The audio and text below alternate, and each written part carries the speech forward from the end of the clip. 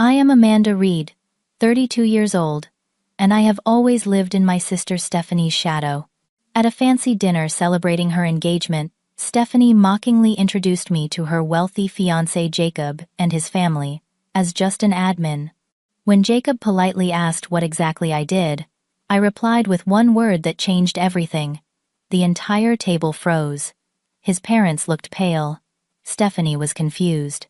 If you have ever been underestimated by family, like this video and subscribe. As I tell you what happened next, comment where you are watching from, and let me know if you have ever had to set the record straight with someone who thought they knew everything about you. Growing up, I was always the quiet one. My sister Stephanie is 3 years older than me, and from the moment she could talk, she commanded attention. Our childhood home in suburban Massachusetts was filled with her laughter, her friends, and later her trophies. Stephanie was beautiful, outgoing, and seemingly perfect in every way. My parents never explicitly favored her, but their eyes always lit up a little brighter when Stephanie entered a room. I still remember my 10th birthday party. My parents had organized a small gathering at our local park with a few of my friends. As we were cutting the cake, Stephanie burst in with news that she had been selected for the regional spelling championship. Within minutes, my birthday became a celebration of her achievement. This pattern repeated throughout our childhood, my moments overshadowed by her accomplishments. In high school, the contrast between us became even more apparent. Stephanie was homecoming queen, captain of the debate team, and universally popular.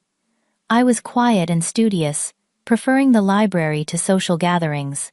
I developed a passion for justice and law, early on devouring books about famous court cases, while Stephanie attended parties. My interests were dismissed as boring by my family, who were enchanted by Stephanie's vibrant social life and academic honors. After graduation, our paths diverged further. Stephanie received a partial scholarship to Princeton, where she studied marketing and business. My parents scraped together every spare dollar to help fund her education, beaming with pride at every holiday when she regaled us with stories of prestigious internships and networking events. I took a different route. I enrolled in community college, while working full-time as an administrative assistant at the local courthouse. My parents viewed this as settling, not understanding that I was strategically positioning myself in the legal system while working toward my degree. I learned the inner workings of the court from the ground up, building relationships with judges, attorneys, and court officials. Meanwhile, I studied nights and weekends, eventually transferring to a state university to complete my undergraduate degree in legal studies. Throughout those years, Stephanie's visits home were events. My parents would prepare elaborate meals and invite extended family to hear about her latest achievements. When asked about my life, I would mention my promotion to senior court administrator, or my acceptance to an evening law program. These announcements were typically met with polite nods before the conversation returned to Stephanie's marketing projects for major brands or her luxury vacations with college friends. The pattern continued into our 20s. Stephanie landed a job at a prestigious marketing firm in New York City, quickly climbing the corporate ladder. She dated successful men and lived in a stylish apartment. My life seemed mundane in comparison, working days at the courthouse and attending law school at night. What my family did not see was my growing reputation in the legal community, the mentorship I received from respected judges, or my graduating with honors despite my punishing schedule. By my late 20s, I had passed the bar exam and secured a position as an assistant district attorney. Stephanie sent a congratulatory text but missed my swearing-in ceremony due to a company retreat. My parents attended, but spent much of the reception discussing Stephanie's recent promotion to marketing manager. I had long since stopped seeking their validation, finding satisfaction in my own achievements and the respect of my colleagues. 3 years ago, I was appointed to the federal bench after a distinguished career as a prosecutor. At 32, I was one of the youngest federal judges in the circuit, an achievement that made headlines in legal publications. I called my parents with the news, but they were distracted by preparations for Stephanie's visit. I sent an announcement to the family email list including the date of my investiture ceremony. Only my elderly aunt attended. Stephanie sent flowers with a card signed by her assistant. What surprised me most during these years was discovering that Stephanie was not as confident as she appeared. Occasional comments revealed insecurities about her accomplishments, as though she measured success solely by external validation. Despite her impressive title and salary, she frequently changed companies, always chasing more prestigious positions. Meanwhile, I built a solid reputation for fairness and legal acumen, finding fulfillment in making meaningful contributions to the justice system. 6 months ago, Stephanie called with excitement in her voice. She had met someone special, Jacob Palmer, a third-generation attorney from a well-known Boston family. Their relationship progressed quickly, and within months they were engaged. Stephanie described him as brilliant, handsome, and from the right kind of family. For the first time in years, I allowed myself to hope for a fresh connection with my sister. Perhaps her relationship with someone in the legal profession would finally create common ground between us. When Stephanie invited me to an engagement celebration dinner with Jacob and his parents, I accepted readily. I looked forward to meeting the man who had captured my sister's heart, and perhaps having someone at family gatherings who understood my world. Little did I know that this dinner would fundamentally change my relationship with my sister and my family forever. The restaurant Stephanie selected for her engagement celebration was exactly what I expected: exclusive, elegant, and clearly designed to impress. Crystal chandeliers hung from vaulted ceilings and original artwork adorned walls covered in silk wallpaper. A pianist played softly in the corner, and waitstaff moved with practiced precision between tables draped in pristine white linen. I arrived 15 minutes early, preferring to be settled before meeting Jacob and his family. The maitre d' led me to a private dining area in the back of the restaurant, where my parents were already seated, looking slightly uncomfortable amidst the opulence. Mom had worn her best dress, a navy blue number she typically reserved for wedding anniversaries, while Dad tugged at the collar of a suit I had not seen since Cousin Jennifer's wedding 3 years ago. Amanda, my mother, rose to greet me, eyes quickly assessing my outfit, a tailored charcoal pantsuit with a simple pearl necklace. "You look professional as always." Her tone carried a hint of disappointment, as though she had hoped I would make more of an effort for the occasion.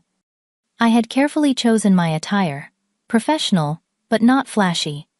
As a federal judge, I had learned to balance authority with approachability. The pearl necklace had been a gift to myself when I received my appointment to the bench, a small symbol of the achievement that had gone largely uncelebrated by my family. "The suit looks nice," Dad offered, giving me a quick hug. "Stephanie says Jacob's family is quite something. His father is a senior partner at Palmer, Whitney and Taft."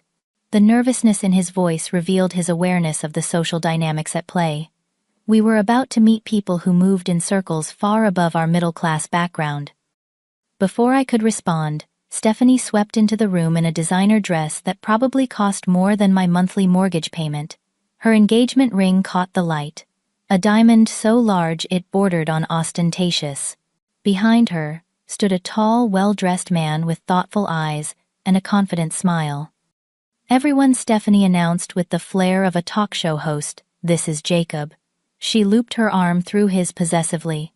Jacob stepped forward, shaking hands with my father and giving my mother a polite kiss on the cheek. When he turned to me, I noticed a sharpness in his gaze, an analytical quality that suggested he missed little. "You must be Amanda. Stephanie has told me about you." Stephanie laughed, a sound slightly too loud for the setting. "Not much to tell about Amanda's boring office job, honey. Oh, look, your parents are here." I turned to see an elegant, older couple approaching our table. Thomas Palmer had silver hair and carried himself with the easy confidence of a man accustomed to power. His wife Diane moved with graceful precision in an understated but clearly expensive ensemble that spoke of old money and refined taste. Jacob made the introductions, and I noticed immediately that his parents were impeccably polite, asking thoughtful questions of everyone at the table. When Mrs. Palmer inquired about my work, Stephanie quickly intercepted. "Amanda does some administrative work at a company downtown," she said dismissively. "Nothing as exciting as what the rest of us do."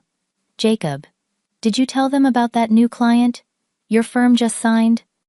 I felt a familiar tightness in my chest, but maintained my composed expression. Over the years I had developed a protective shell against Stephanie's dismissals. What stung was not her underestimation of my career, but her deliberate attempt to minimize me in front of others. As we settled into our seats, I noticed my chosen position placed me directly across from Jacob. Throughout the appetizer course, I caught him observing the dynamics between Stephanie and me, with subtle interest. When I began to answer Mr. Palmer's question about changes in the downtown area, Stephanie interrupted with an anecdote about a marketing campaign she had developed for a new restaurant chain. My parents exchanged uncomfortable glances, but said nothing, falling into their lifelong pattern of silent acceptance. "Amanda, what kind of car do you drive?" Stephanie asked suddenly, as our salads arrived. "I was just telling Jacob's parents about your cute little economy sedan. Such a practical choice." Her smile was sweet, but her eyes held a challenge. "It serves its purpose," I replied, evenly unwilling to mention that I had selected the understated vehicle, deliberately preferring to maintain a low profile given my position on the bench. "And your apartment is in that developing area, right? The one they're trying to revitalize." Stephanie continued her tone, suggesting I lived in an undesirable location, rather than the historic district I had carefully selected for its character and proximity to the courthouse. Jacob's father leaned forward. "Some of those revitalized neighborhoods have the most interesting architecture. Which building are you in?" Before I could answer, Stephanie jumped in again. "Oh, it's nothing special. Not like our place in Beacon Hill." She squeezed Jacob's arm possessively. "Jacob's family has the most amazing summer home in Martha's Vineyard. We are spending a month there after the wedding." As the main course arrived, I noticed Jacob watching me, with increasing curiosity. When Stephanie excused herself to visit the ladies' room, he leaned slightly toward me. "Stephanie mentioned you work downtown. Are you near the Federal Complex?" he asked casually. Something in his tone suggested he might know more than he was letting on, but before I could respond, Stephanie returned quickly, steering the conversation back to wedding plans and their upcoming honeymoon in the Maldives. Throughout the meal, wine flowed freely, and with each glass, Stephanie's behavior became more pronounced. Her stories grew louder, her interruptions more frequent, and her need to impress Jacob's parents more obvious.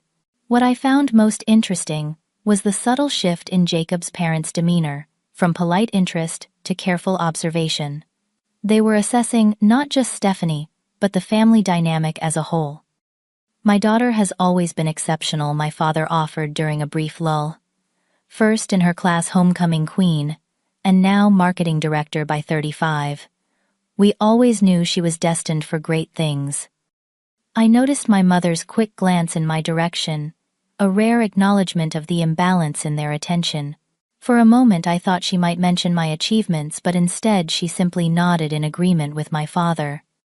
Jacob's mother turned to me with a gentle smile. "And what about you, Amanda? What do you enjoy about your work?" I opened my mouth to provide a carefully vague response, but Stephanie's laugh cut through the air. "Mom, nobody wants to hear about filing systems and answering phones. Trust me, Amanda's work is nothing compared to what the rest of us do." For the first time that evening, I saw a flicker of something cross Jacob's face, a momentary tightening around his eyes that suggested displeasure. His parents exchanged a quick glance, and I realized they were noticing far more than they let on. As dessert was being served, I felt a growing tension at the table. Stephanie had moved beyond subtle jabs to outright dismissal, seemingly unaware of the impression she was creating. Jacob had grown quieter, his attention shifting between Stephanie and me with increasing frequency. I sensed a connection forming that neither Stephanie nor I fully understood yet, a thread of recognition that was about to pull our carefully constructed family narrative apart at the seams. As coffee was served, the conversation shifted toward professional achievements. Mr. Palmer mentioned his firm's recent victory in a complex corporate litigation case, speaking with measured pride about their legal strategy. Mrs. Palmer discussed her work, chairing a prestigious hospital board. My parents contributed stories about their careers in education before retirement, while Jacob described a challenging case he had recently argued. Stephanie seized the opportunity to highlight her recent promotion. "I have just been named marketing director for the entire Northeast region," she announced, her voice carrying to nearby tables. "The youngest director in company history. My team has over 50 people, and we handle accounts worth millions." Her declaration was met with appropriate congratulations from around the table. I offered my sincere compliments, genuinely happy for her professional success, despite our complicated relationship. Mr. Palmer nodded thoughtfully. "The business world certainly values innovation and fresh perspectives. Though in my experience every field benefits from skilled professionals who truly understand their domain." He glanced around the table. "The legal system, education, healthcare, business, each requires dedication and expertise." His comment seemed designed to equalize the achievements being discussed, a diplomatic acknowledgement that success takes different forms. I appreciated the sentiment, though I remained comfortably silent about my own position. That was when Stephanie made her fatal miscalculation. "Well," she said, with a dismissive wave in my direction, "Amanda's just an admin at some company downtown. Nothing like what the rest of us do." The casual cruelty in her tone silenced the table momentarily. I felt a familiar flush of embarrassment, not for my actual career, but for Stephanie's persistent need to diminish me. Our parents shifted uncomfortably, but remained silent, trapped in decades of established patterns.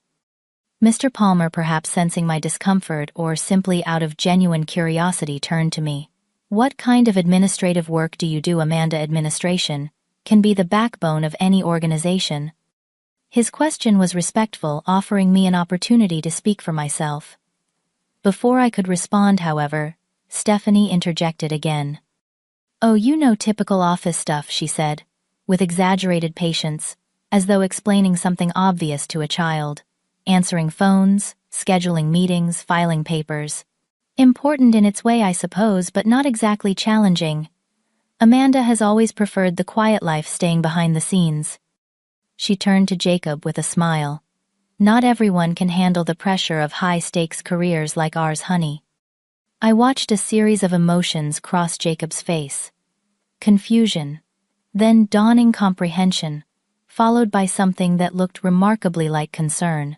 He glanced at his parents, who maintained perfect poker faces, though I noticed Mrs. Palmer's knuckles whitening around her coffee cup. In that moment, memories flashed through my mind. Stephanie introducing me to her college friends as my sister, who works in an office, my law school graduation dinner, where she dominated the conversation with stories of her promotion, the family Christmas, where news of my first major case as prosecutor was overshadowed by Stephanie's new convertible. Years of similar treatment, of being reduced and diminished, crystallized into perfect clarity. I had always chosen the path of peace, allowing Stephanie's mischaracterizations to stand unchallenged. But sitting across from Jacob, watching his growing discomfort with Stephanie's behavior, I realized that sometimes silence enables harmful patterns. Perhaps the kindest thing, for everyone, was truth.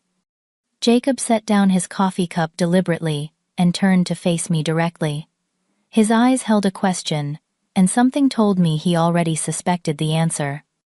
"What exactly do you do, Amanda?" he asked, his voice cutting through the ambient restaurant noise with quiet authority. The table fell silent. Even the server hovering nearby seemed to pause, sensing the sudden tension. Stephanie wore a confident smirk, clearly expecting my answer to confirm her characterization. My parents looked nervous, perhaps anticipating an uncomfortable confrontation. In that suspended moment, I made my decision. I would not correct Stephanie with anger or elaborate explanation. I would not list my achievements or titles to compete with her. The truth needed only one word. I met Jacob's gaze steadily, and said simply, "Judge." The single word landed in the center of the table like a physical object. Jacob froze his fork, suspended halfway to his mouth. His parents exchanged startled glances. My mother's hand flew to her throat in surprise. Not at the information which she technically knew, but at my public acknowledgement of it. Stephanie's confusion was evident. "What do you mean, judge?" she asked with nervous laughter. "Like you judge baking contests or something." Jacob set down his fork carefully. "You're the Judge Reed?" he asked, his voice carrying a note of genuine surprise. "Federal District Court, Eastern Division." I nodded, once maintaining my composure, despite the thundering of my heart. Jacob turned to Stephanie, then to his parents. "I argued the Millbrook securities case in her courtroom last month." He looked back at me with newfound respect.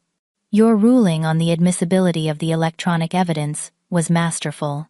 The law review article discussing your decision has been circulating throughout our firm." Stephanie's face underwent a remarkable transformation. Shock, disbelief, and then the dawning horror of recognition. Her cheeks flushed deep red, and she opened her mouth several times without managing to produce words. Jacob's parents recovered quickly, their impeccable social training serving them well. Mrs. Palmer leaned forward with genuine interest. "I serve on the hospital board with Judge Carmichael. He has mentioned you several times, always with the highest regard." Mr. Palmer nodded thoughtfully. "Appointed to the federal bench at 29, if I recall correctly. One of the youngest federal judges in the circuit. Quite an achievement." "I was actually 30, I corrected gently, though the nomination process began earlier. Stephanie found her voice at last. "But you're an administrative assistant," she insisted, though with much less certainty. "You've always worked in administration at the courthouse." "I started as a court administrator while attending law school at night," I explained calmly. "After passing the bar, I served as an assistant district attorney for 5 years before being nominated to the bench. I've been a federal judge for 3 years now." My father cleared his throat uncomfortably. "Amanda did tell us about her appointment," he said weakly. "We were very proud." "So proud that you skipped her investiture ceremony to attend Stephanie's company dinner," my mother murmured, surprising everyone at the table, including herself. It was perhaps the first time she had publicly acknowledged the family's habitual favoritism. Stephanie pushed her chair back slightly. "Why didn't you ever say anything? All those times I talked about your administrative job, you just sat there." "I told you repeatedly," I replied evenly. "I called when I passed the bar. I sent announcements when I was appointed to the bench. I invited everyone to my investiture ceremony. You sent flowers with a card, signed by your assistant." The memory of that moment, standing in my new chambers surrounded by colleagues celebrating my achievement, holding a generic bouquet with a card signed by someone who had never met me, suddenly felt both painful and strangely liberating. Jacob was watching Stephanie with an expression I couldn't quite interpret, concern mixed with something that looked uncomfortably like reassessment. "You didn't know your sister is a federal judge?" he asked quietly. "Of course I knew she worked in the legal system," Stephanie said defensively. "I just thought. I mean, she never corrected me when I—" Her voice trailed off as she realized there was no way to complete that sentence without admitting she had deliberately misrepresented my career for years. Mr. Palmer broke the awkward silence. "Judge Reed, I believe we have several colleagues in common. Justice Williams speaks very highly of your work on the Brentwood case." As he engaged me in a genuine conversation about recent legal developments, I noticed Stephanie's growing agitation. She excused herself abruptly, nearly knocking over her water glass as she hurried away from the table. Jacob watched her go, hesitated for a moment, then turned back to the conversation. "Your ruling on the Martinez case set an important precedent for digital privacy rights," he commented. "Our firm has cited it in several subsequent cases." His parents joined in asking thoughtful questions about my career path and experiences on the bench. My own parents sat in uncomfortable silence, their expressions a complex mixture of pride and shame. Pride in my accomplishments, shame in their failure to recognize them adequately. As the discussion continued, I felt oddly detached, watching this new reality unfold around me. The truth had been spoken not with resentment or vindication but simply as fact. One word had changed everything. Not just how others saw me, but perhaps how I would navigate my family relationships moving forward. And somewhere in the restaurant, my sister was confronting a truth she had carefully avoided for years. After several minutes of engaging conversation about recent notable cases, I excused myself from the table. The restroom was located down a quiet hallway lined with original artwork. As I approached, I heard muffled sobbing from inside. Taking a deep breath, I pushed open the door to find Stephanie, leaning against the marble counter, mascara tracking down her cheeks. She looked up at my entrance, her expression hardening. "Are you happy now?" she demanded, gesturing wildly. "You completely hijacked my engagement dinner." I moved to the sink beside her, maintaining a calm exterior despite my racing heart. "That wasn't my intention," I said quietly, reaching for a paper towel. But I wasn't going to lie about my career when directly asked. "You could have corrected me any of the 100 times before tonight," she snapped, snatching the towel from my hand. "Why wait until you could humiliate me in front of Jacob and his parents?" The question struck me as so fundamentally unfair that I nearly laughed. "I have corrected you, Stephanie. Repeatedly. You've chosen not to listen for years." "That's not true," she protested, though her eyes flickered away from mine in the mirror. "When I graduated law school, Dad gave a toast to your promotion at dinner," I reminded her gently. "When I passed the bar, you asked if that meant I could finally get a real job, instead of playing secretary. When I was appointed to the bench, you sent flowers with a card signed by your assistant because you were too busy with a marketing retreat to attend the ceremony." Stephanie's lower lip trembled. "You're making me sound terrible." "I'm stating facts," I replied.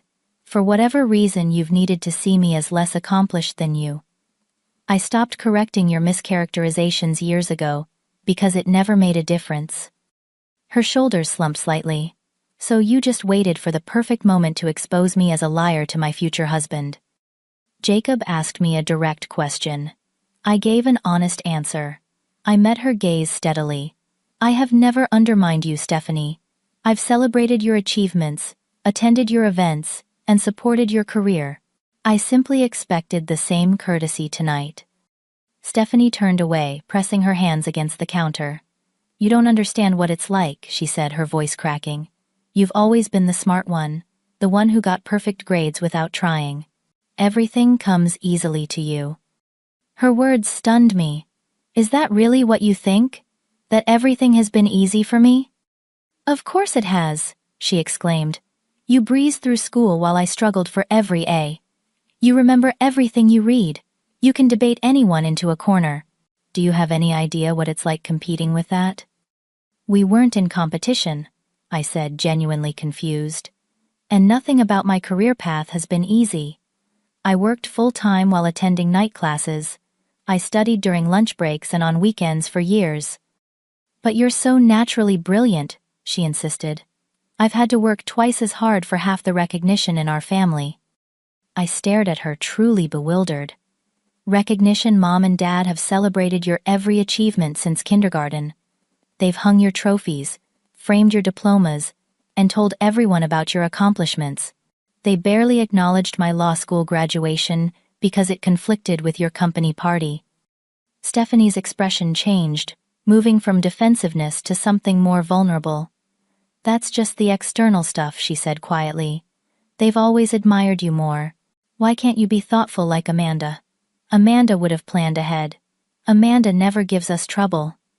I was the one they worried about, the one they thought needed the extra attention." The revelation struck me like physical blow. All these years I had perceived their focus on Stephanie as preference, while she had interpreted it as concern about her adequacy. We had experienced the same family dynamic from completely opposite perspectives. "I had no idea you felt that way," I admitted.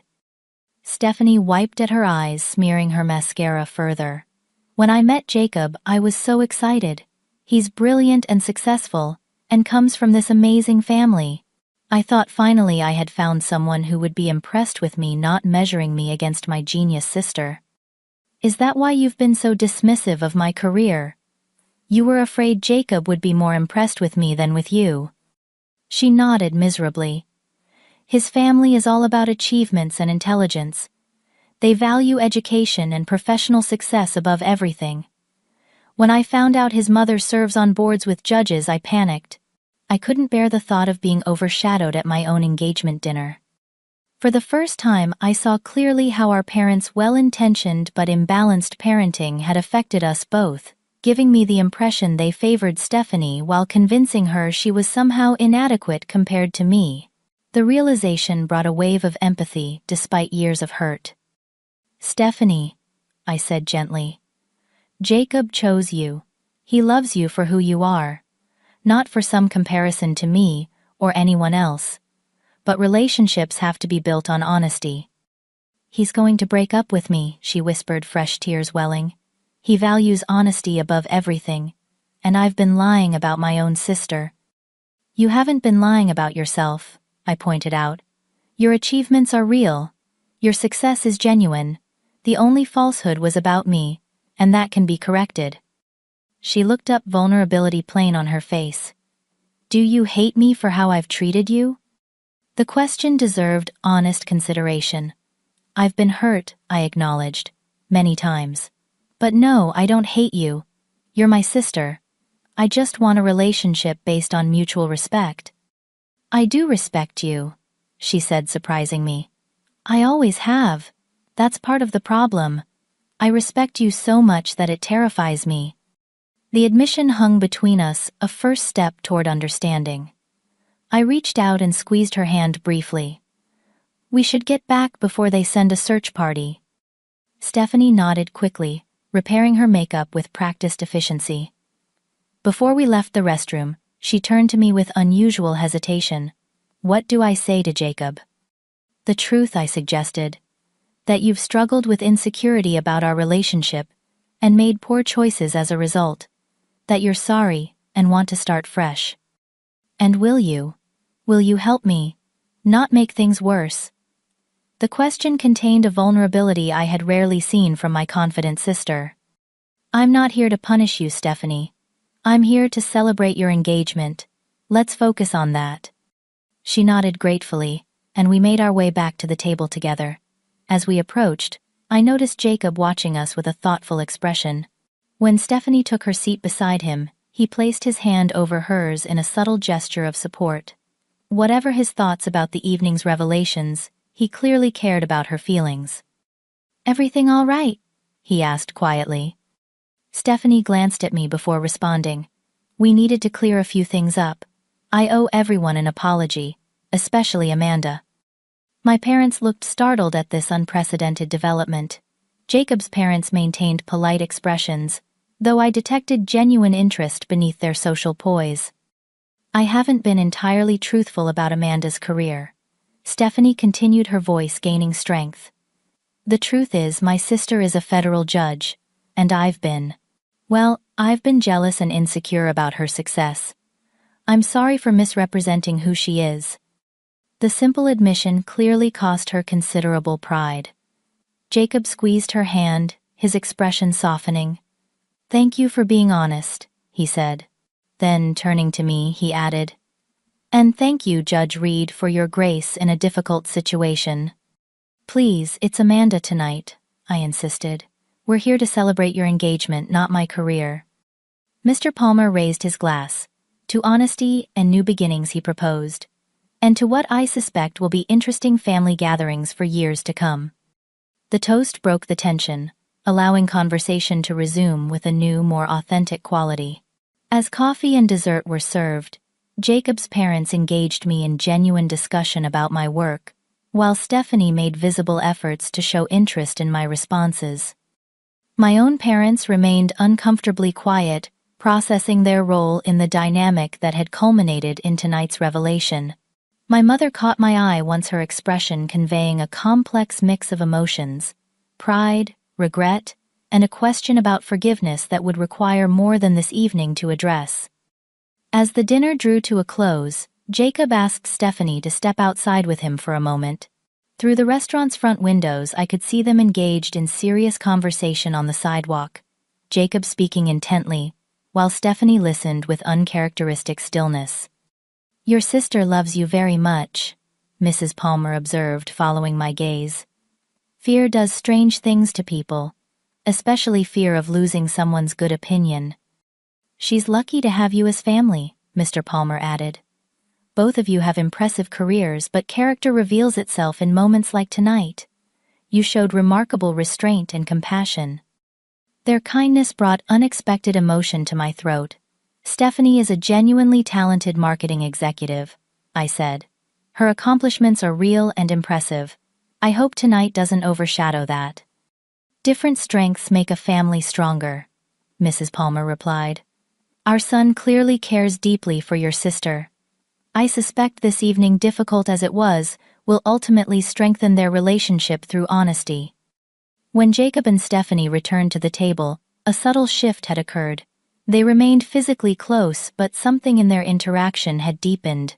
Jacob caught my eye briefly, his nod communicating both respect and gratitude. As we gathered our belongings to leave, Stephanie approached me. "Can we have coffee next week?" she asked tentatively. "There's a lot I think we should talk about." "I'd like that," I replied, surprised by how much I meant it. Our goodbye hug felt different from any we had shared in years. Less performance, more genuine connection.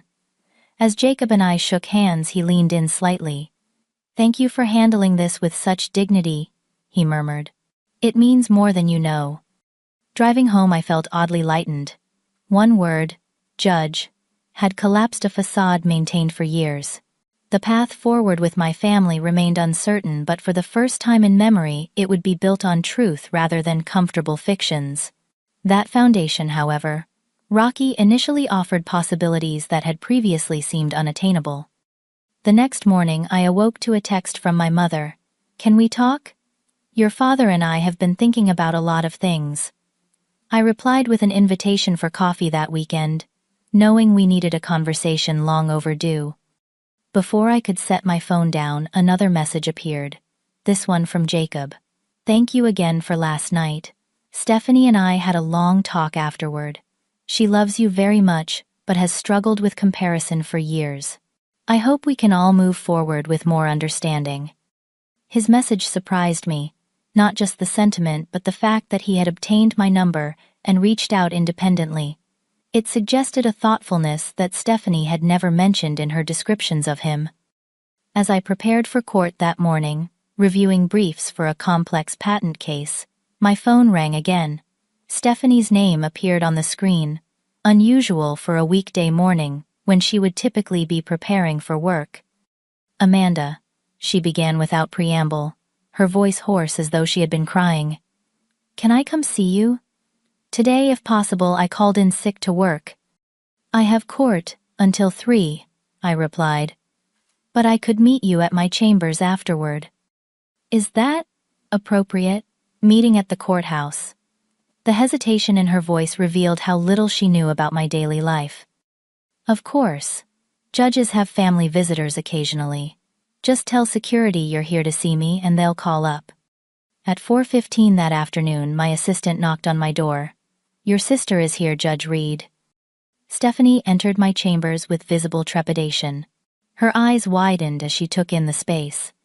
The wall of law books, the heavy wooden desk, the American flag in the corner, and the formal portrait of the Supreme Court justices.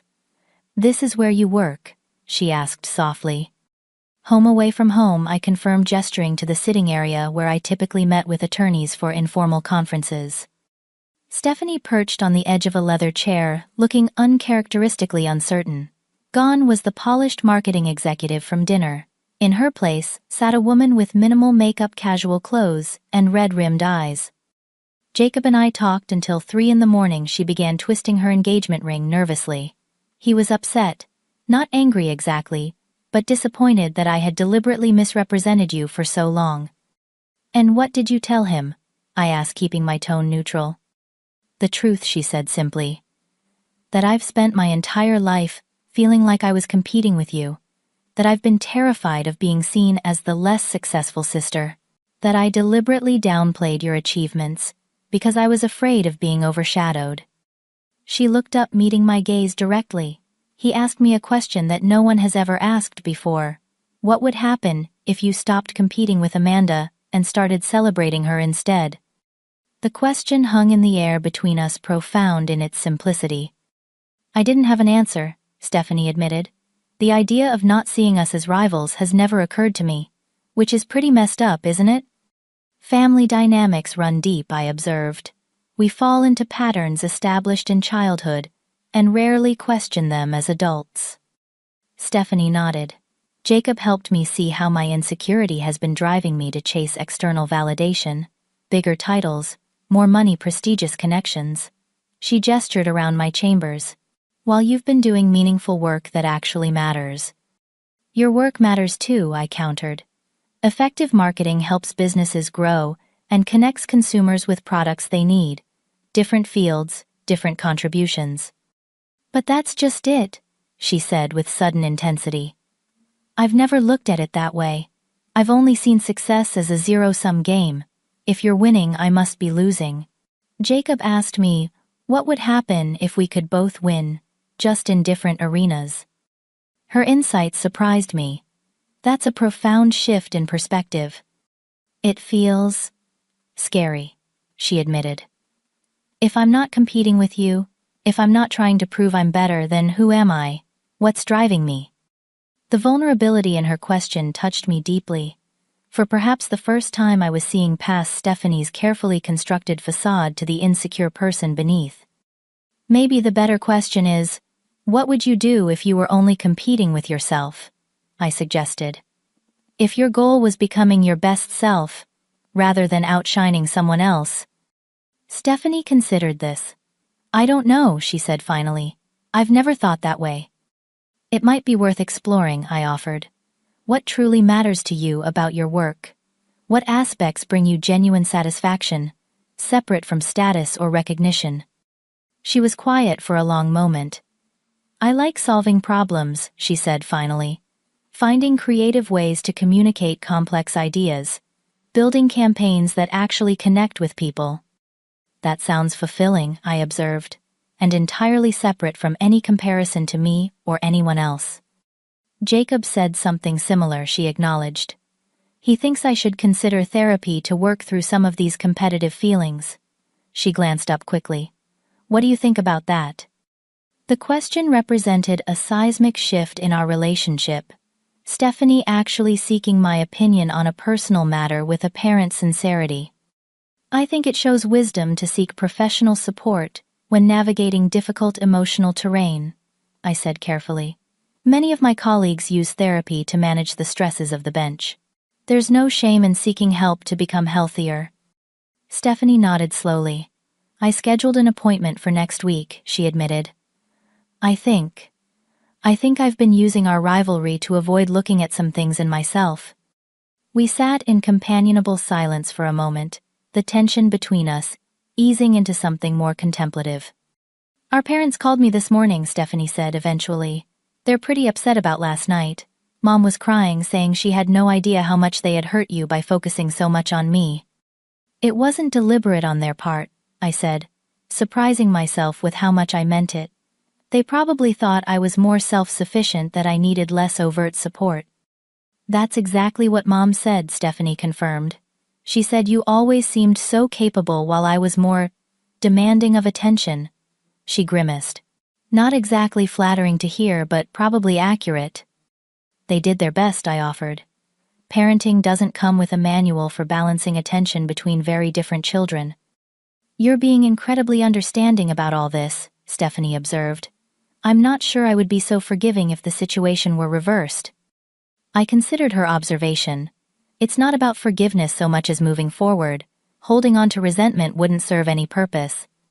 Very judicial of you, she said with a small smile, the first genuine one of our conversation. Occupational hazard, I replied, returning her smile. I spend my days evaluating evidence and seeking fair resolutions. Speaking of which, Stephanie gestured around my chambers again. I can't believe I've never seen where you work.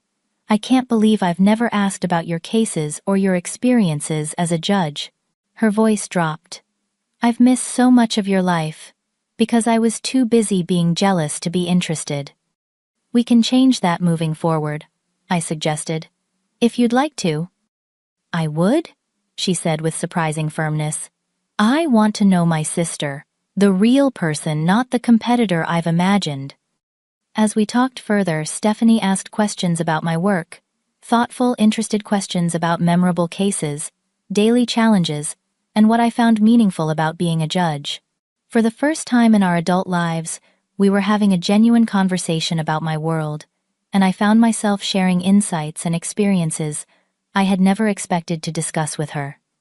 In turn, I asked about her marketing work, listening with genuine interest as she described creative campaigns and strategic challenges.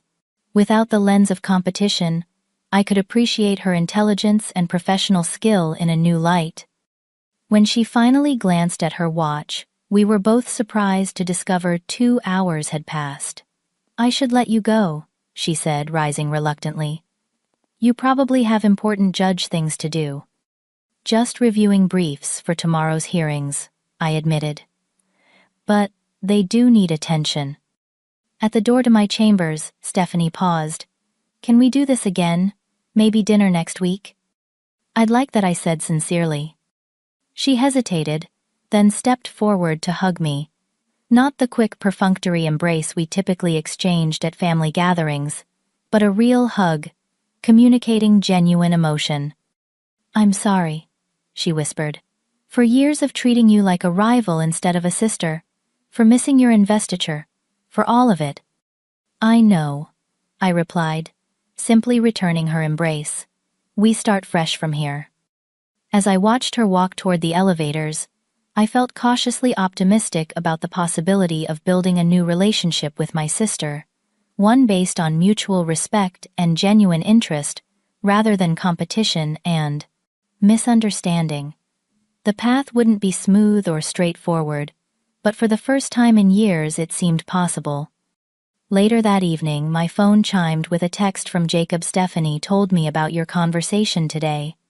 Thank you for your compassion and wisdom. Looking forward to getting to know my future sister-in-law better.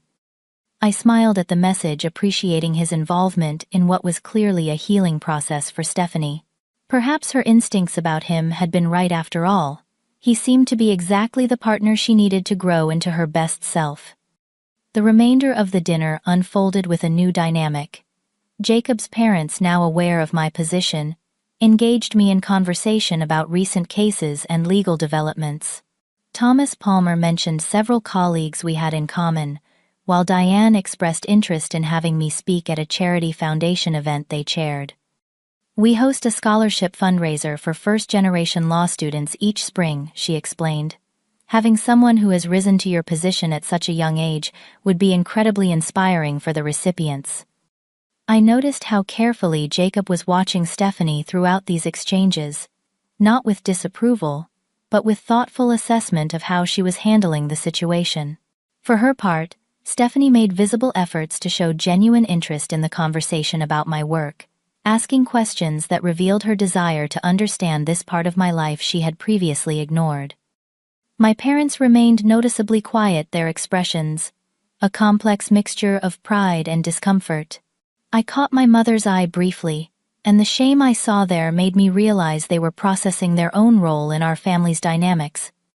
As the conversation continued, I found myself deliberately steering topics away from my career, declining the spotlight to help Stephanie recover the evening's original purpose, celebrating her engagement.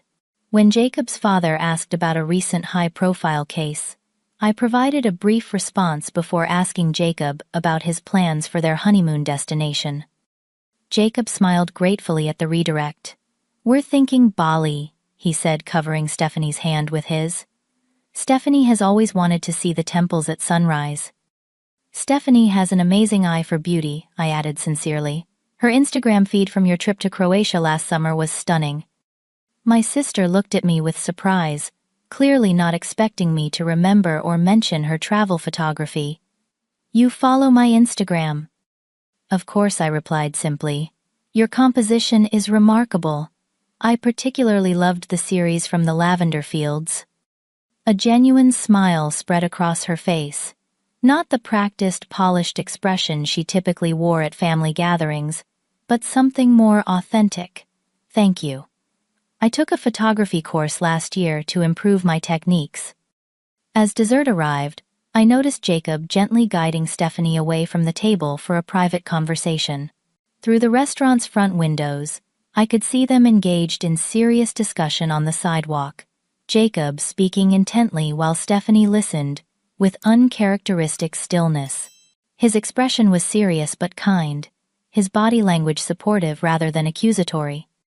"Your sister seems to be processing quite a bit tonight," Mrs. Palmer observed following my gaze. "It's been an unexpected evening for everyone," I acknowledged. "Family dynamics can be complicated," she said diplomatically. "Jacob values honesty above almost everything else. It's something his father and I instilled in him from childhood. But he also has an exceptionally compassionate heart." Mr. Palmer nodded in agreement. "Our son sees the best in people even when they aren't at their best. It's what makes him both an excellent attorney and a good man." When Jacob and Stephanie returned to the table, a subtle shift had occurred between them. They remained physically close, his arm around her waist, protectively, but something in their interaction had deepened. Stephanie's eyes were slightly red, but her expression was one of relief rather than distress. As the evening drew to a close, Jacob's parents extended an unexpected invitation. "We host a monthly dinner for colleagues and friends at our home," Mr. Palmer explained. "We would be delighted if you could join us next month, Amanda. The conversation is always stimulating, and I know several of our regular guests would enjoy meeting you." Before I could respond, Stephanie spoke up. "Amanda has an incredible mind," she said, the sincerity in her voice surprising everyone at the table, including herself. "You would love her perspective on legal ethics. She published an article on digital privacy rights that changed how our marketing team approaches consumer data. Her knowledge of my work, and her genuine endorsement, created a moment of stunned silence around the table." Jacob squeezed her hand, his expression conveying both surprise and pride. "I'd be honored to attend," I replied, addressing both the invitation and the unexpected support from my sister. As we gathered our belongings to leave, Stephanie approached me while Jacob helped his mother with her coat. "Can we have coffee next week?" she asked tentatively. "There's a lot I think we should talk about." "I'd like that," I replied, surprised by how much I meant it. Our goodbye hug felt different from any we had shared in years, less performance, more genuine connection. As Jacob and I shook hands, he leaned in slightly. "Thank you for handling this with such dignity," he murmured. "It means more than you know." The next morning, I received separate phone calls from my parents. My father was uncharacteristically emotional. "We had no idea how much we had overlooked your achievements." "Amanda," he said, his voice thick with regret, "your mother and I have been talking all night about how we failed you." "You didn't fail me, Dad," I assured him. "You raised me to be independent and resilient. Those qualities have served me well on the bench." "But we missed so much," he insisted. "Your investiture ceremony. I can't believe we prioritized Stephanie's company dinner over such an important moment in your life." "We can't change the past," I said gently. "But we can move forward with more awareness." My mother's call was equally emotional but more practical. "I want to know everything about your work," she declared. "Every case, every decision. I've been reading about you online and I can't believe how accomplished you are. The Westland decision was yours. They taught that case in the continuing education course I took last year." Her sudden interest was both touching and slightly overwhelming. "How about we start with lunch next week?" I suggested. "We can talk about my current cases then." The calls continued throughout the day. My aunt wanted to know if she could visit my courtroom. My cousin asked if I would speak to her daughter's high school career day about paths to the judiciary. Even my grandmother typically focused exclusively on when I would find a nice man and settle down, called to express belated pride in my professional achievements. The most surprising call came from Jacob. "I hope you don't mind that I got your number from your parents," he began. "I wanted to thank you personally for your grace last night." Stephanie and I talked until dawn about honesty, insecurity, and family dynamics. How is she doing? I asked, genuinely concerned. Processing, he replied thoughtfully. She's embarrassed, of course, but more importantly, she's confronting some deep-seated patterns. She admitted she's always measured her worth by comparing herself to you. That's surprising to hear, I admitted. From my perspective, she was always the golden child. Jacob chuckled softly. You two have been operating from completely opposite perceptions of the same relationship. Stephanie saw you as the brilliant, accomplished sister she could never measure up to intellectually. She convinced herself that diminishing your achievements was the only way to shine in comparison. His insight matched what Stephanie had revealed in the restaurant bathroom. We've never really seen each other clearly, have we? Perhaps now you can start, he suggested. Stephanie loves you deeply, though her insecurity has masked it. She's already looking into therapy to address these competitive patterns. That's a courageous step, I observed. She's stronger than she gives herself credit for, Jacob said, affection evident in his voice. And wiser than she sometimes appears. It's one of the reasons I fell in love with her. His loyalty and understanding impressed me. Despite witnessing Stephanie at her worst, he clearly saw her potential for growth. You're good for her, I told him sincerely. We're good for each other, he corrected gently. And I hope you'll be part of our lives in a new way moving forward. Not as the sister Stephanie competes with, but as the remarkable person you are. After we hung up, I sat in my chambers, contemplating the seismic shifts occurring in my family relationships. One word: judge. Had collapsed a facade maintained for years. The path forward remained uncertain, but for the first time in memory, it would be built on truth rather than comfortable fictions.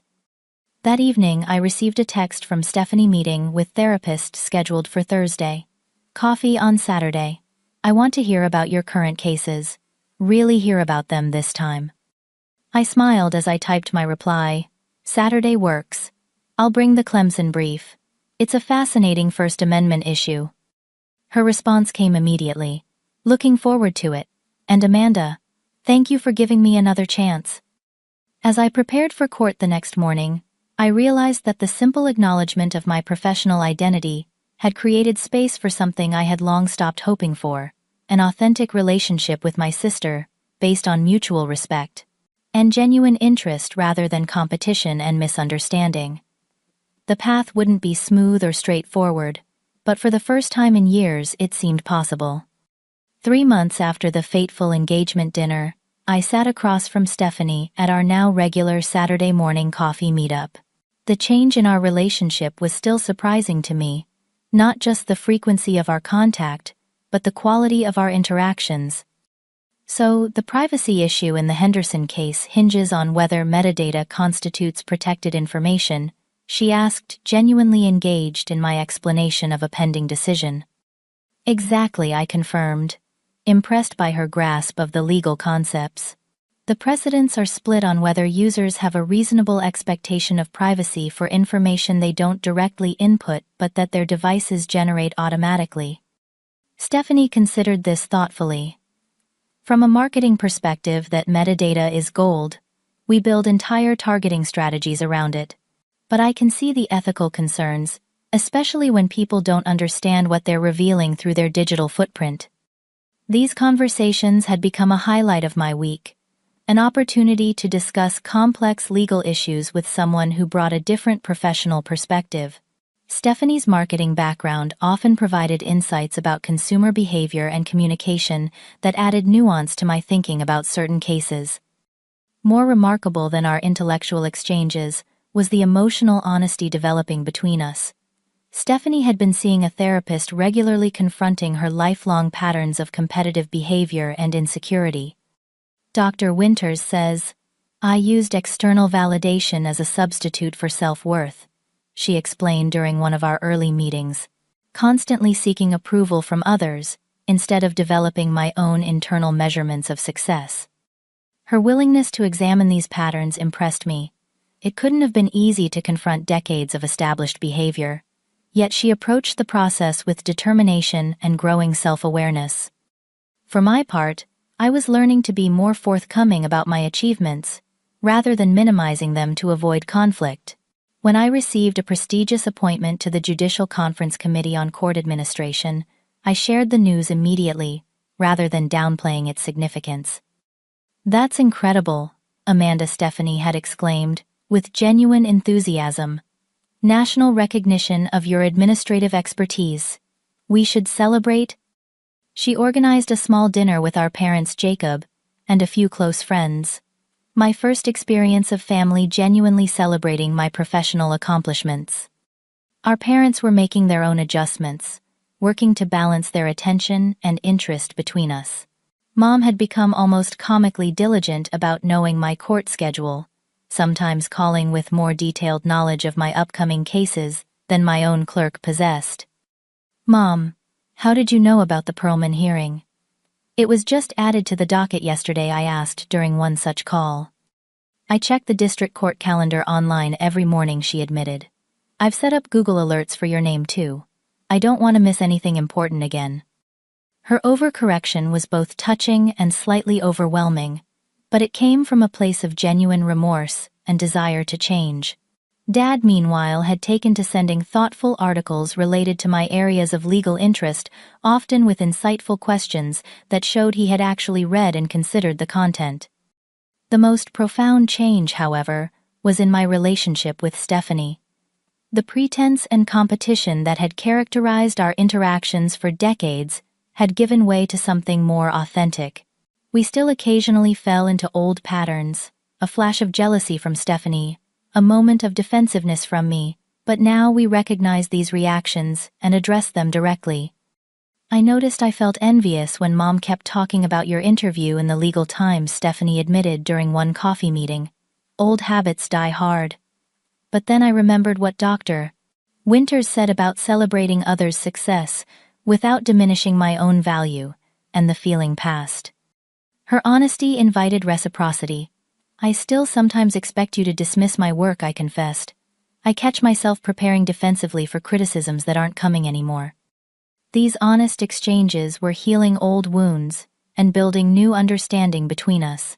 We were learning to see each other as allies, rather than competitors, appreciating our different strengths and supporting each other's growth. Jacob and Stephanie's relationship had weathered the revelation and emerged stronger. His unwavering support during her process of self-examination had deepened their connection. When they adjusted their wedding date to accommodate my court schedule, I recognized it as more than a practical decision. It was a symbolic acknowledgement of my importance in their lives. My professional life continued to flourish, with several of my decisions receiving positive attention in legal journals. When a profile in the National Law Review described me as one of the most promising young judges in the federal judiciary, Stephanie was the first to share it proudly on social media. Perhaps the most significant marker of our changing relationship came when Stephanie declined a prestigious marketing position that would have significantly increased her salary and status. "It would have meant 60-hour weeks and constant travel," she explained, when I expressed surprise at her decision. After all this work on understanding what really matters to me, I realized I value my relationships and quality of life more than another impressive title. That's growth, right? Her self-awareness impressed me. Significant growth, I agreed. Knowing what you truly value and making decisions accordingly, that's wisdom many people never achieve. 6 months after the engagement dinner, I faced a challenging decision. A high-profile case in my court involved a company where Jacob's firm was counsel of record, though Jacob himself wasn't directly involved. Proper judicial ethics required I disclose the potential conflict and consider recusal. When I called Stephanie to explain the situation, her response surprised me. "You absolutely need to recuse yourself," she said immediately. "Your integrity is too important to risk even the appearance of impropriety." "It would mean delaying a significant case," I pointed out, "and possibly disappointing the chief judge who specifically assigned it to me." "Amanda," she said firmly, "your reputation for fairness is what makes you an exceptional judge." Jacob said the same thing when I mentioned the possibility that you should definitely recuse yourself, and he would think less of you if you didn't. Her prioritization of my professional ethics over family convenience represented a fundamental shift in how she valued my career. The Stephanie of a year ago might have pressed for the advantage of having her sister preside over a case involving her fiancé's firm. This Stephanie understood and respected the boundaries of my position. I filed the recusal the next morning, feeling confident in the decision, despite the administrative complications it created. The chief judge, far from being disappointed, commended my ethical clarity. 1 year after the engagement dinner, I stood in a beautiful garden watching Stephanie and Jacob exchange vows. As maid of honor, I had helped her plan aspects of the ceremony, another first in our relationship. During the reception, Jacob's father raised a toast that acknowledged the journey our families had taken together. "To new beginnings and hard-earned wisdom," he said, raising his glass. "May we all continue to grow in understanding and appreciation of each other." Later, as Stephanie and I shared a quiet moment before her departure for her honeymoon, she took my hands in hers. "I never thought we could have this," she said softly. "A real relationship, genuine support." "Neither did I admitted. "But I'm grateful we found our way here." "Me too," she said, hugging me tightly. "Judge Reed." I laughed at her use of my title now, an affectionate acknowledgement rather than a source of tension. "Go enjoy Bali Marketing Director Palmer." As I watched her join Jacob for their departure, I reflected on the journey we had taken. One word spoken at a dinner table had shattered years of misunderstanding, creating space for truth and healing. The process had been painful at times, requiring all of us to confront uncomfortable patterns and take responsibility for our contributions to the family dynamic. Yet the result was freedom. Freedom from the weight of misperception, from the constant strain of maintaining facades, from the limitation of being seen as less than we truly were. In finding the courage to stand in our truth, we had discovered the possibility of authentic connection. In my courtroom, I often witness people at their worst moments, trapped in conflicts that seem insurmountable. My role is to apply the law fairly, while recognizing the humanity of those before me. What I have learned both on the bench and in my personal life is that truth, however difficult, creates the foundation for resolution. We cannot solve problems we refuse to acknowledge or heal wounds we deny exist. The journey with my sister taught me that standing in your truth is not about vindication or forcing others to recognize your worth. It is about creating space for authentic connection based on who you really are, not who others perceive you to be.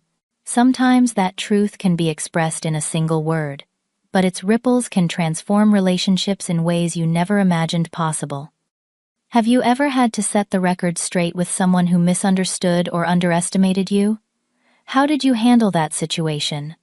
Share your experience in the comments below.